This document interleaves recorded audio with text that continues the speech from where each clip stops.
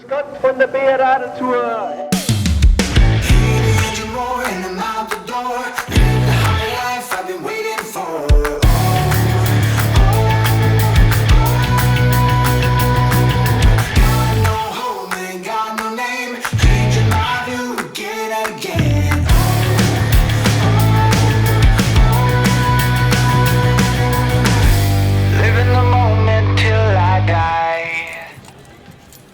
Das ist ein Präsent meiner DHW-Kollegen vom Gepäck und von Matratzen.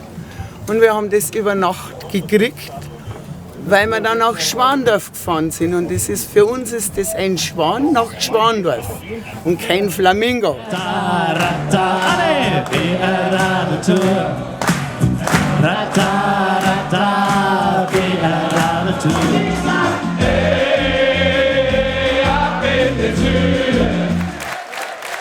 Es ist wirklich ein herausragender Einsatz für mich persönlich, aber auch für die bayerische Polizei insgesamt. Es ist ein wahnsinnig gutes Team, auf das ich da bauen kann, und das funktioniert bisher wirklich sehr reibungslos.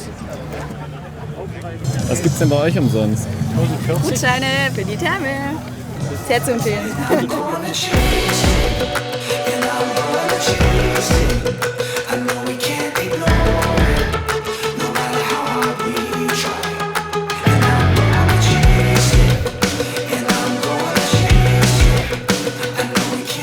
Super, ganz entspannt. Nach den 100 Kilometer gestern ein Traum.